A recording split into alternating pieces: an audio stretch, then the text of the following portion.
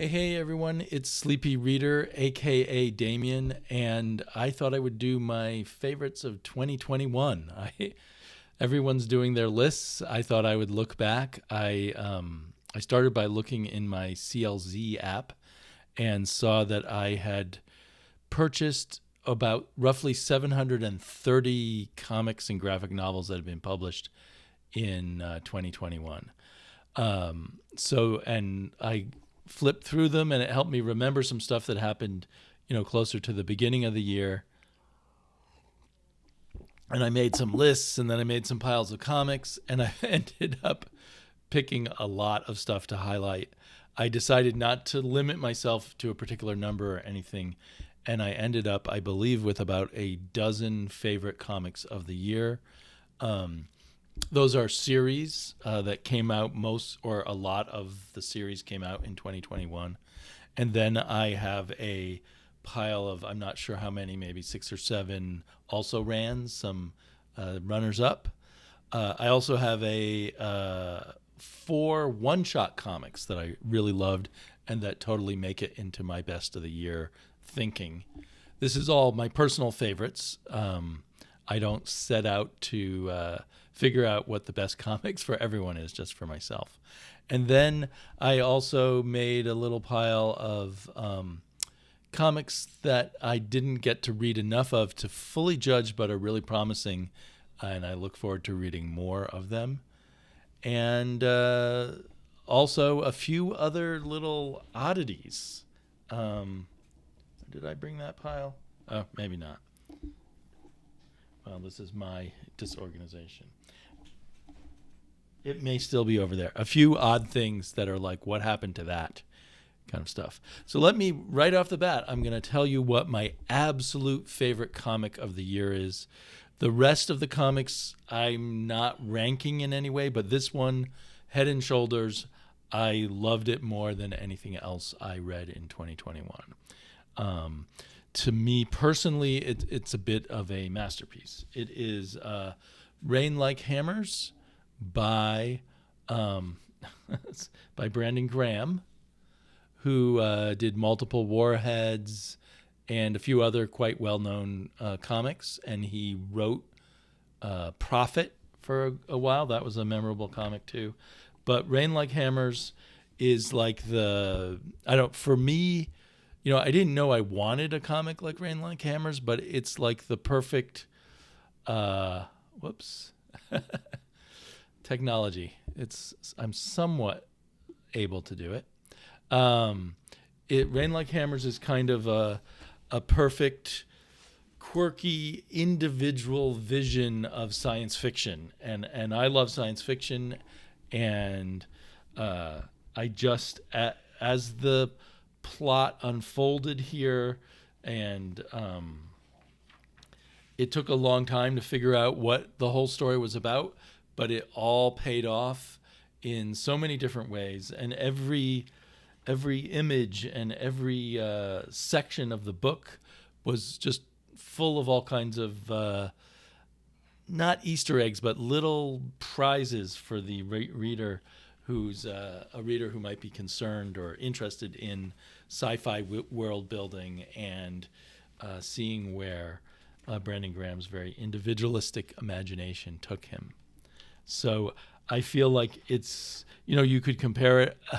I've compared it to Dr. Seuss and to Mobius. I know that Brandon Graham talks about his manga influences, ones that I'm not that familiar with. But ultimately, it is so Brandon Graham in a really good way. And I just really loved it.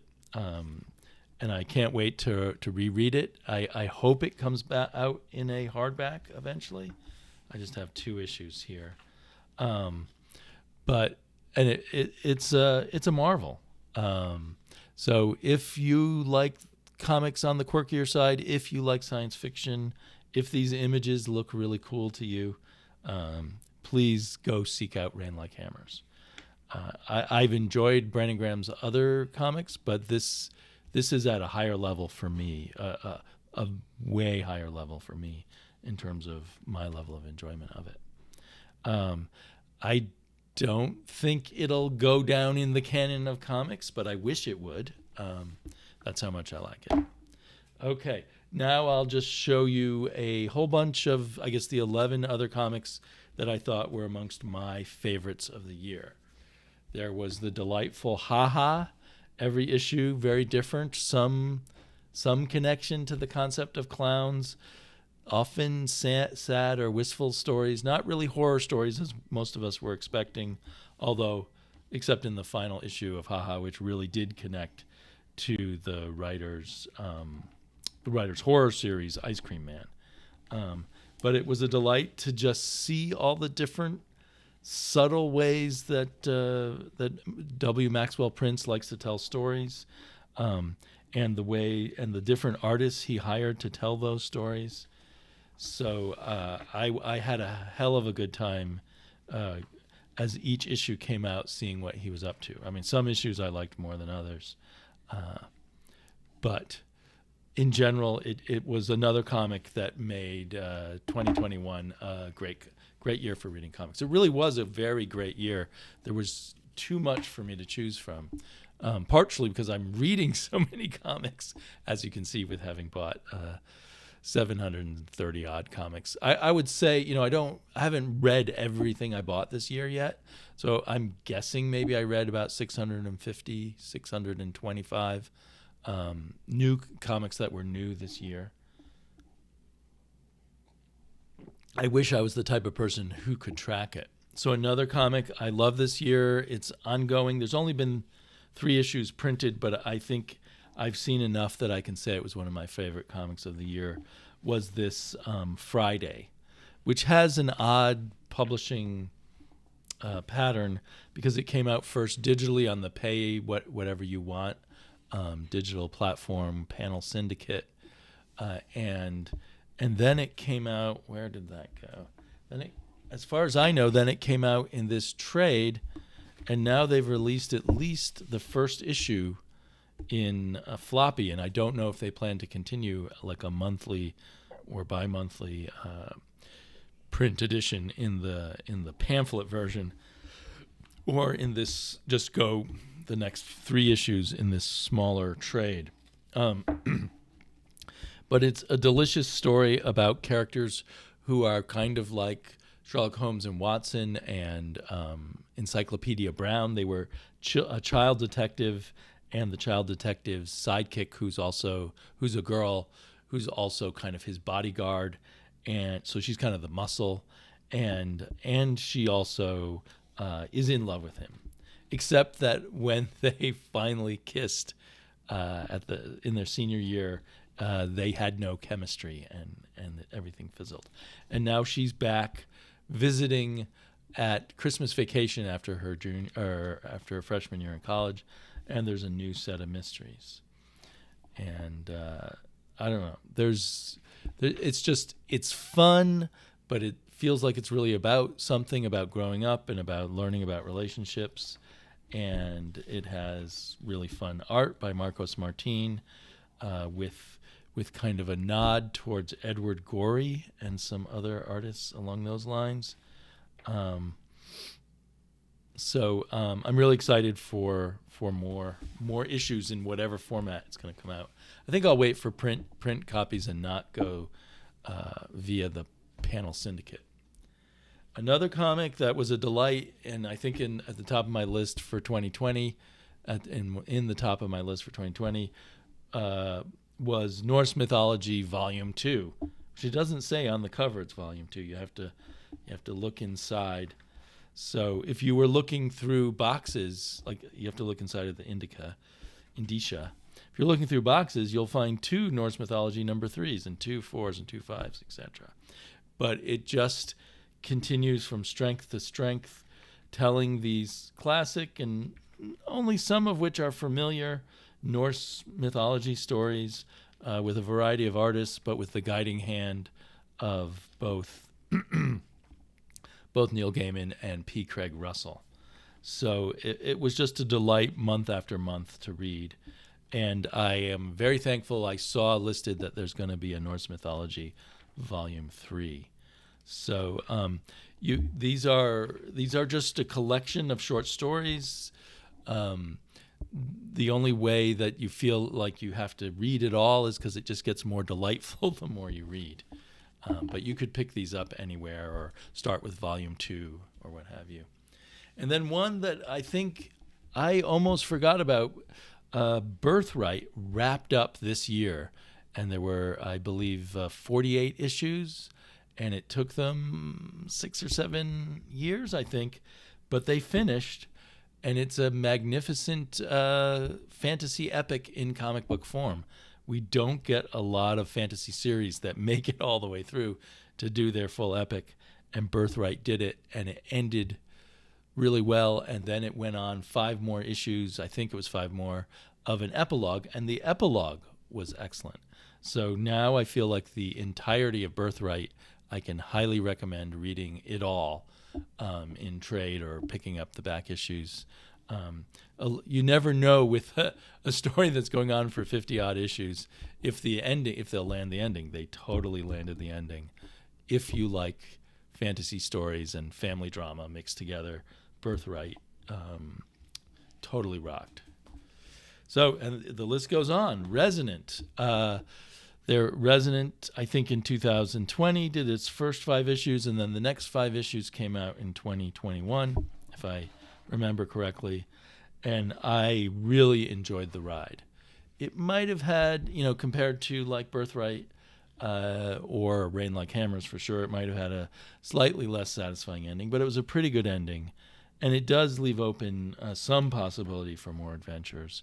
The art was incredible. The pacing and the psychology of the book were intense. It is another post-apocalyptic story, so that your mileage may vary on how many post-apocalyptic stories you want to read. But I loved Resonant. And a big book for a lot of the people I know on YouTube was Carmen, and I really enjoyed it a lot. I think, again, this seems to be a pattern. I had maybe overly high expectations for the ending that weren't totally met, but overall it was pretty good. And it was a comic with just amazing art. Art so amazing that it's hard to imagine not liking it, at least for the type of reader that I am. It had a lot of female nudity, but it didn't seem too gratuitous in the normal sense. Although I'm sure the artist enjoyed drawing the woman in the nude a lot. And I look forward to, if there will be an oversized hardback of this in English, I look forward to double dipping on that.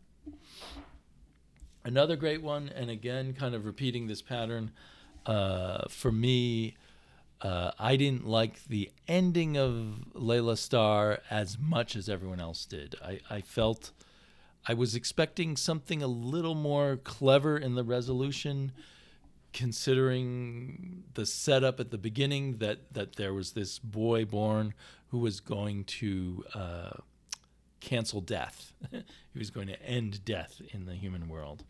But other than wishing for a little bit of a better ending, it was an incredibly good story, very inventive writing, amazing art and color. I hope to see this writer and artist team up again. It was Ram V, and the artist is Philippe Andrade.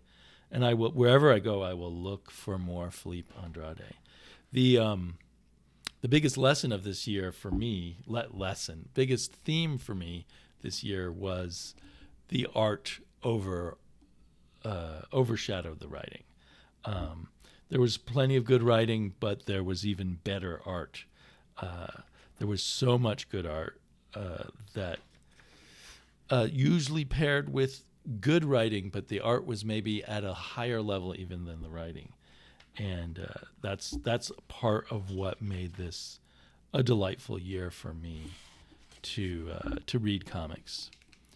And I think I'm at this point, I'm much more trying to figure out where the artists I like are going to be going next than the writers I like. I mean, certainly writers like Ram V or I'm trying to view the other people I've talked about, or W. Maxwell prints. I will follow them wherever they go too. Another great comic this year was Two Moons, which has just come back at the end of the year. I have here issues 1 and 2. There was, I believe it was a 5-issue arc, and now we've had 6 and 7. And the story was excellent in the first arc, and it looks to be even more rich and complex in the second arc. This is a story of a Native American who was adopted by white people and ends up fighting in the Civil War. And then it kind of turns into a horror story with these visions he has of monsters, and the monsters turn out to be real. And then in the second arc, we skip ahead to the era post Civil War era in the Wild West, where the Indians are being pushed more and more onto reservations, and we've got the Buffalo Soldiers and all kinds of things like that, which have yet to fully develop. But I'm super excited for more Two Moons going into 2022. And then a stalwart for me here is USAGI Jimbo, the comic that's so good all the time that regular readers like me can be in danger of taking it for granted. And it comes out, I'm not sure how many, whether fully 12 issues came out this year, but at least close. I think the most recent issue was 24 or 25. I haven't read it yet. And this issue 17 was February 2021. So every issue's been good, and most of the issues have been great. And so, you know, it's just kind of one of the miracles of the comic book literature that this just keeps going and going and keeps being good. And on top of that, since I'm a kind of a newbie to USAGI Jimbo and I like it in color, they're colorizing some of the old stories. I really loved Wanderer's Road, which was reprinting a series of earlier USAGI comics. So I continue to kind of get most months 2 USAGIs each month. One, the reprint of the older stuff, and the other, the brand new stuff that Stam Sakai is still putting out all by himself, well, with help from colorists. But he's an amazing, amazing creator. And then I've already talked about Maxwell Prince and his comic that comes out a little less frequently now, Ice Cream Man, that sort of has put him on the map for all of us, is still a great comic. There was a period where for me it was faltering a little, and faltering I put in quotes because it was still a very good comic, but it didn't seem quite up to the level I had come to expect. But it seems back up to that level now. I just noticed the ICM on the airplane that's crashing. It's always creative, the story situation. Like this entire story takes place on an airplane that is going down and is going to crash. And this one was a bizarre inversion of Kafka's Metamorphosis, where a cockroach becomes a human being, at least for a while. And it was a wild ride. Kind of dark colors here. But so I am so grateful that Ice Cream Man is still going. How many more story ideas along this line can Maxwell Prince pull out of his hat? Time will tell. But at least 27 issues worth, and probably more, and counting. Okay, I have one last. As I said, I can't rank these. They're just all comics that delighted me this year, and one of them, no less than the others, and potentially, it's hard to tell where this is going. Potentially a future masterpiece of comics, but maybe not. Maybe just a really fun and incredible piece of artwork, is Echolands by J.H. Williams and his writing partner, W. Hayden Blackman. Williams is doing the art. The color is by super famous colorist. I always get the brain farts on camera Dave Stewart. I can't even read it there, but it's Dave Stewart. So it's an incredible package, state-of-the-art creativity, page after page after page. It looks like it's work to read, but it's a pleasure to work your way through these panels and to discover and then look through them again and just discover all the little things that relate to the story and that Williams is doing on such a super creative level. Like, I'm just now noticing this statue here under the flowers. Oh, wait, that wasn't on camera, was it? There, that statue there under the flowers. So I just, can't get enough of this, but it's so rich. It's like, do I deserve so many good comics? I've also been double dipping on the raw cut, which is just the black and white version, because I love the art so much. The black and white version just gives you another way of enjoying that art. I find the black and white and the color both thoroughly enjoyable to look at. So those are all my favorite comics of the year of 2021. Oh, wait, no, but there's more. There's other favorites. There are 4 one-shots that I just loved. One was this Lester of the Lesser Gods, about this goofy nerd barbarian who is actually a demigod, son of Odin and of a barfly, a heavy-duty alcoholic woman. There she is.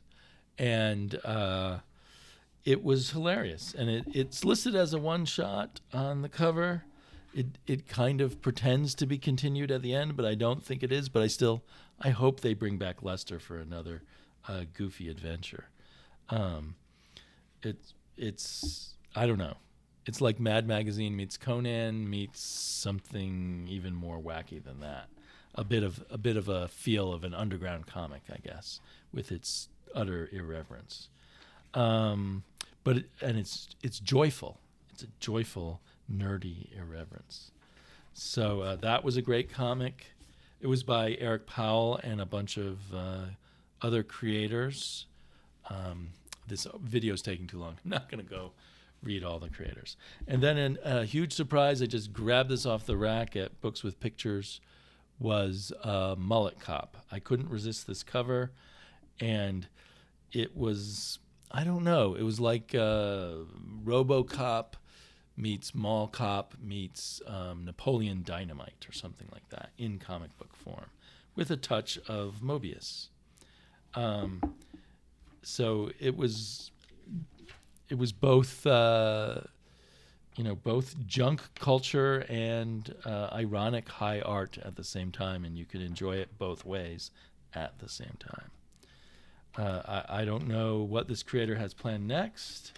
I don't know if I need more Mall Cop. It was an extra long, maybe 1 or 2 more issues would be fun. But as far as I know, this is the only issue. It is issue 1, so potentially it isn't a one-shot, but I'm thinking of it as a one-shot. And then there was this amazing one-shot that contained 2 40-page stories, 2 separate, having nothing to do with each other, 40-page stories from Bad Idea Comics, called Refuse and Last Resorts.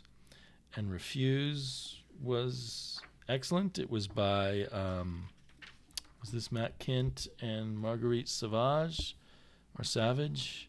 And again, led by the art, an incredible piece of storytelling, a mostly silent comic, a sci-fi, woman stranded on a strange planet story, thoroughly enjoyable. And then the second story was by, where is it?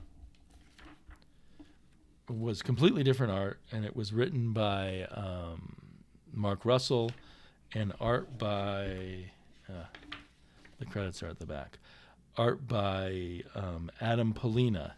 And it was sci-fi again, but on a totally different, in a totally different zone. It was kind of a shock to move into this artwork, but once I got into the story, the artwork was actually perfect for the kind of story that was being told about these sad sacks and teleportation technology and the potential for teleporters to to clone people and the evils that a corporate mindset would use that technology for.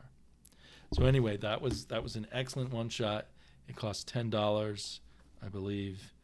I feel like Bad Idea in general is price gouging in a crazy way, but I felt like this one was worth $10 for me. And then finally, this really odd, oversized comic. Here it is compared to the Bad Idea comic, called Zigzag, a one-shot from Fantagraphics. I think it's from their line of pretend underground comics called FU Comics. I call it pretend because I don't feel like underground comics really exist anymore. But this is an incredible artistic journey, a wordless comic following this character through the kind of sci-fi visions of the artist's imagination. What is the artist's name? Sweeney, I think. Where's the credits? But anyway, this was incredible. I look at it over and over again.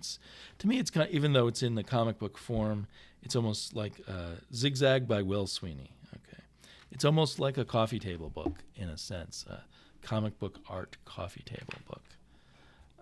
So I should look up more Will Sweeney, see what else he's done. There's so many comics coming at me all the time. Sometimes I forget to follow up on things. Oh, and one more one shot. This was put out by Image, and is it even more oversized? Or it's slightly taller, but not quite as wide as Zigzag.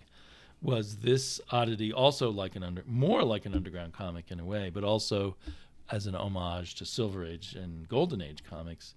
This sort of non-team up but shared anthology between Shaky Kane and Krent Abel. I was familiar with Shaky Kane and a big fan of his work, so that's why I bought this. But I think I was won over by the Krent Abel work, which just was so gonzo and crazy, and with this really appealing sort of pseudo Silver Age or pseudo Golden Age kind of artwork crossed with underground comics. It was just really fun. The stories were silly and gory, especially the ones by Krent Abel, but it was just a magnificent read and a wonderful comic to look through time and time again. So I hope to see more by both these guys. You don't see a lot by them. Okay, so that is all of my best of 2021. You can stick around because I have even more I want to say, because I have these other piles of comics. For instance, I've got things that were great, but I can't say for sure what my opinion on them is yet. One is The Nice House on the Lake. I only bought the first 3 issues. And the reason why is by the time issue 3 came out, they had announced they were going to take I think a 6-month or 5-month break between issue 6 and issue 7. I think it's a 10 issue project. And I was already having trouble keeping track of all the characters. And I decided, okay, I'm going to put the brakes on this and wait till all 10 issues are out and either read it in hardback or pick up the issues at that point. It seemed to me from the 3 issues I've read that this is potentially James Tynion's masterpiece and a major, major comic of this era. But I could be wrong. I've only read 3 issues. We'll see where it goes. The art by Alvaro Martinez Bueno was very bueno. It was just wonderful, both, the individual illustrations, but the layout style and the mood and the colors. Did he do his own coloring? I'm not sure. It looks like Jordi Belair did the coloring. And then another one, which I think could be a masterpiece, but it's hard to tell with the 3 issues that have come out yet, of A Righteous Thirst for Vengeance. Each issue gives us it's a very minimal word, very few words in this comic. So leaning very heavily on artist Andre Lima Arreo. And he is brilliant. He does a brilliant job. I'm not a total fan of colorist Chris O'Halloran's choices on this book. It's better in issue 2, I think. So I'm not going to talk about the twists here because each issue kind of gives us a new vision of what's going on, and it's getting more and more disturbing. So we'll see how this develops and how it sort of lands, but I have super high hopes for this going into 2021. Also, high hopes for the 12-issue miniseries Dark Knights of Steel from DC, a really pushing out there kind of Elseworlds in that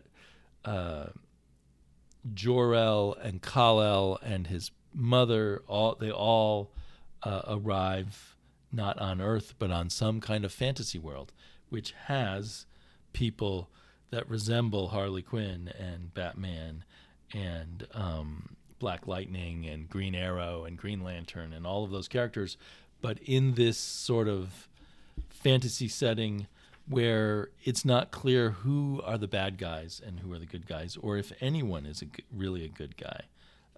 More like our world. More like if you looked at medieval history, you say, well, which kings and queens were the good ones? Be hard to say for sure. The art is incredible. Again, I think it's very good, very well written by Tom Taylor, and then the art brings it to an even higher level. The artist I'd never heard of before is Yasmin Putri. And is there a colorist? No, I think she's doing her own colors, which makes sense because it almost feels like the work of a painter, both an illustrator and a painter in a sense. So the first 2 issues of this were excellent. Assuming the artist stays on, which is always a question with a mainstream book, and assuming Tom Taylor manages to keep unfolding this story in a satisfying way, this is definitely a book to watch. Another book to watch for me is Newburn. I loved issue 1. Issue 2 was pretty good. It didn't. By issue 2, I was already kind of used to the style, which is very, both in the writing and the art. Chip Zdarsky and Jacob Phillips give us this kind of no-nonsense storytelling, like a really on-point detective novel that keeps its focus. It doesn't stray around the edges or anything like that.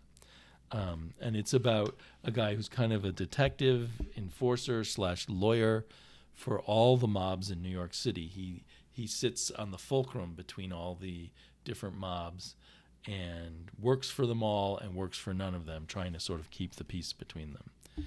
And there's a lot of questions raised by issue 2 about his morality and his methods and what the right thing to do is.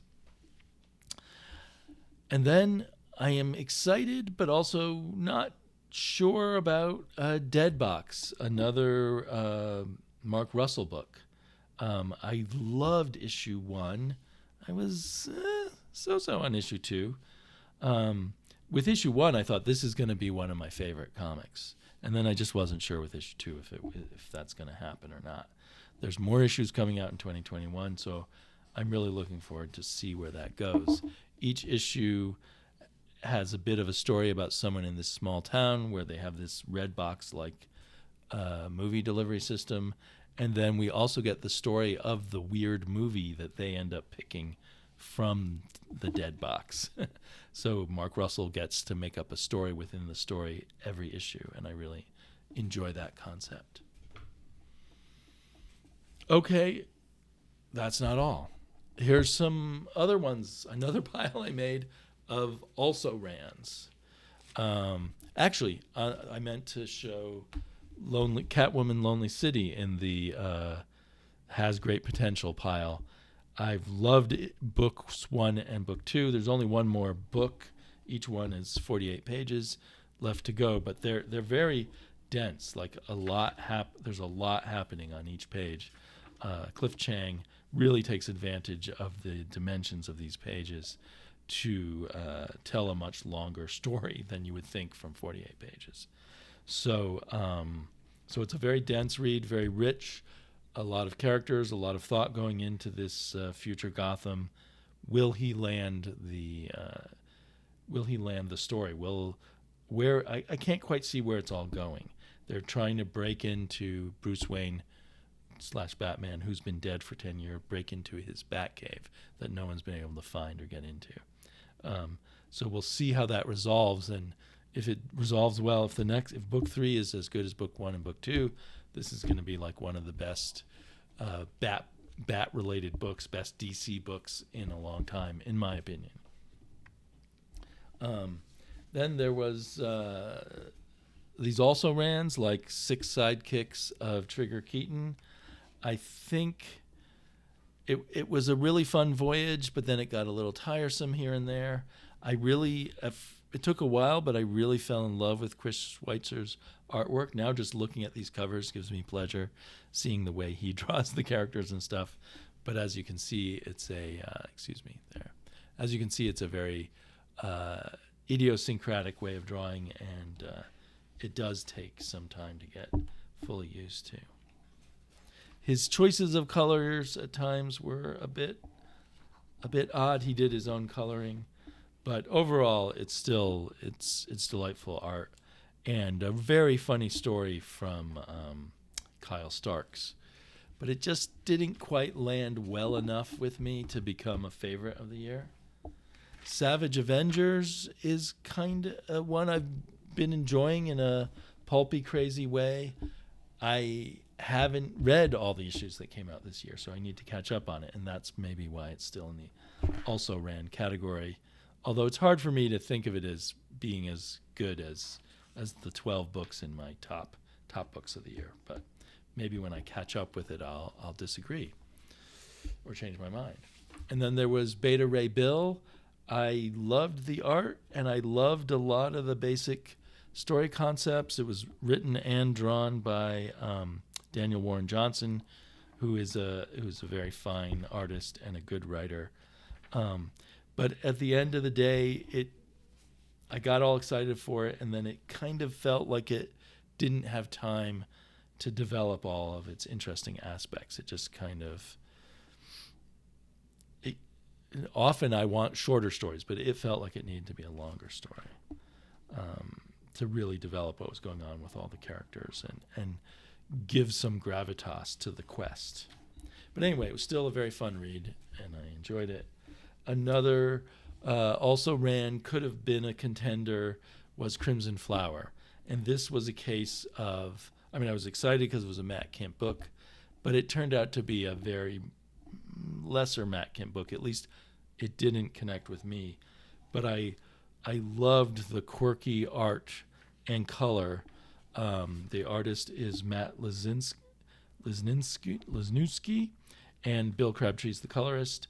And I just had this great time seeing what is the next wacky thing in drawing styles and such that Lesniewski will do. And so I can't wait for his next project. I saw him doing some of the drawings he was working on at Rose City Comic Con this past fall, and it looked like even better artwork than what he's doing here, presuming you like his crazy, quirky artwork. So an artist to definitely keep an eye out for. Another one that was a fun enough story, but it was really the art, was Colonel Weird, a miniseries. I don't think it made much sense unless you had already read most of the other the main Black Hammer books, and you'll understand who Colonel Weird is and what his position in all the stories is. But as a side story for people who have read those, this is a beautiful, crazy experience, mostly thanks to artist Tyler Crook. Yeah, just beautiful stuff. I want to see Tyler Crook do more wacky science fiction. I know he's known for his horror, but this stuff was incredible.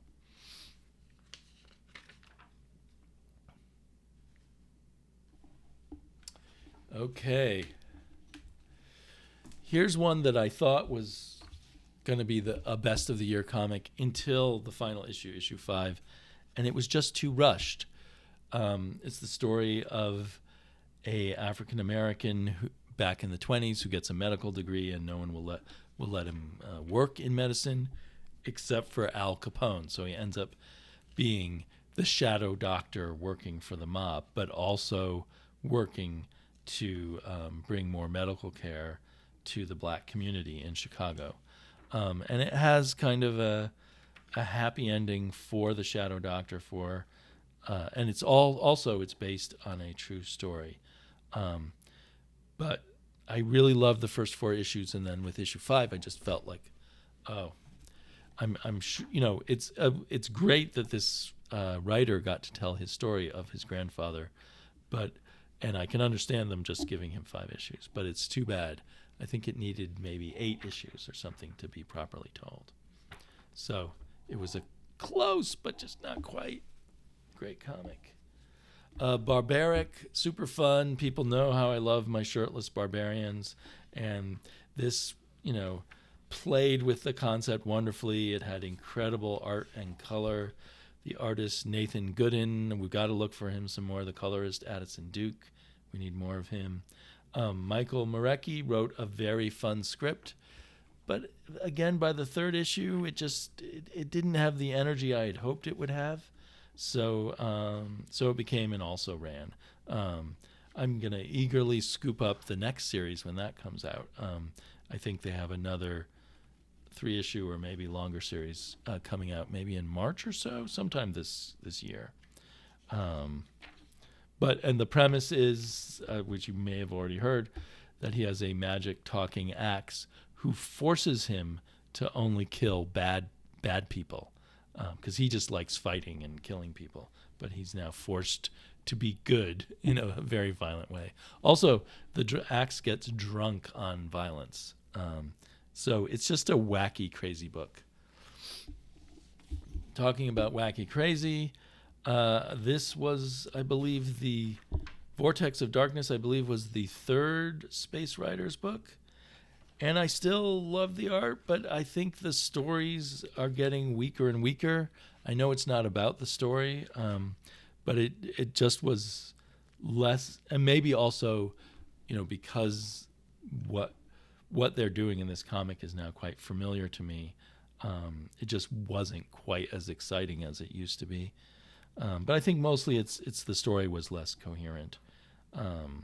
So it's still a comic that I love, and I'll get if there's any more Space Riders or anything more by artist Alex Zirrett, I'll get that. But it did not make my best of the year. It just came close.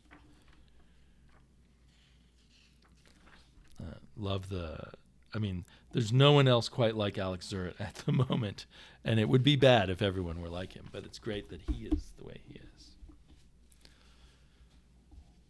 The Immortal Hulk wound up this year, and I had to mention it. Does the camera want to focus? Focus camera. Is it focused? Yeah. The Immortal Hulk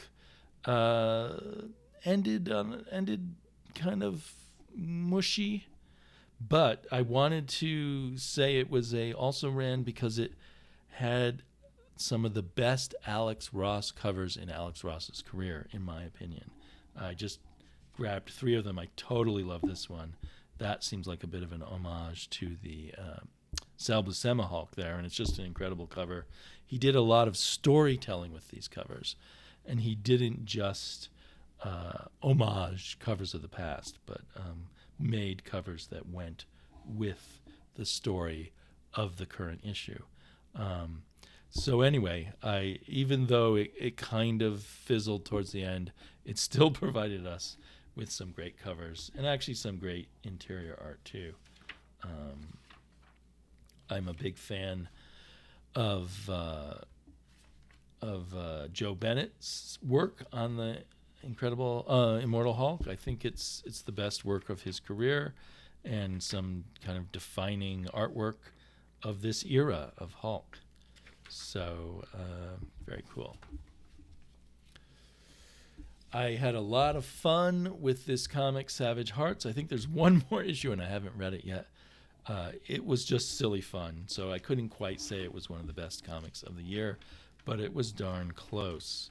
And, just, again, a really, really fun art style that sold the story and sold the wacky characters.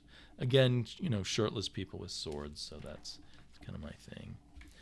And finally, in the also ran pile was Porcelain by Maria Lovett. It's a reprint of an older European comic she did. I think, what's the copyright date? 2012. And I loved it. I loved the artwork, and I loved a lot of the storytelling.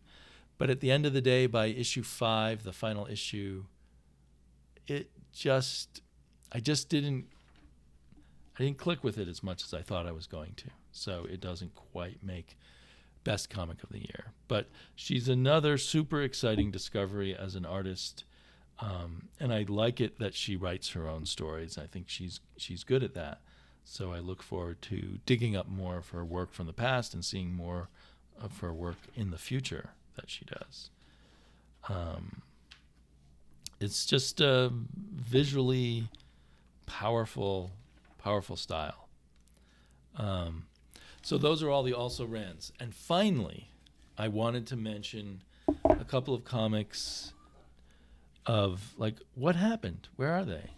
I was really into Parasomnia. Again, super strong art, this time by Andre Muti, and quite a good story by Colin Bunn. It's a bit mysterious, and we had to be patient and kind of wait for more to be revealed. And then after issue 4, it just disappeared. There were no more issues. I assume there's something coming in 2022. Given the kind of mysterious story structure, will it be even more confusing and hard to follow after a long gap? Hopefully I'll be able to find all my copies in my boxes and pull them out and read them.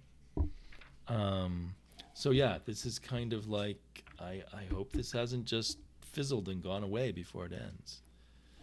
And the same thing is true of the Picture of Everything Else.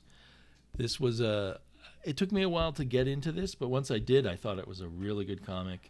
Has a very interesting art style by, I don't know how to pronounce his name, Kishore Mohan, and very unusual writing by Dan Waters, or Waters, and just a unique situation about artists at the turn of this 20th century and before, perhaps, and a magical artist kind of in some way related to the whole Dorian Gray story, who can make paintings that change reality, and his plan as it unfolds of what he's going to do to change reality, what he wants to do with that. I was really into it by issue 3, and then there were no more issues. I've seen online there's supposed to be some issues in 2022. I hope they actually come out. And then finally, I think more issues of Pirate Queen did come out. This is one of those cases of bad idea and their price gouging. Pirate Queen by Peter Milligan and Adam Polina, again, in a very different art style, was a very fun sort of pseudo-feminist pirate story. And I picked it up because I usually pick up anything by Peter Milligan, and I didn't notice till after I bought it that I had paid $8 for this 32-page comic. So I refused to buy the rest of the comics as they came out, but I feel bad because I want to read the rest of the story. It was really good. Bad Idea claims they will never release these things digitally or in collections, but one imagines they will eventually break down and release this in a collection. So it's one I'm going to try and remember for, hopefully their collections are cheaper than their individual issues. They do, have really nice quality covers and everything. And sometimes with spot coloring from their true star, Jared Osborne. Okay, now that really wraps up my 2021. Thanks to everyone, my viewers who put up with my overly long videos. And I hope you read some good comics in 2021. I hope you're as excited for comic book reading in 2022 as I am.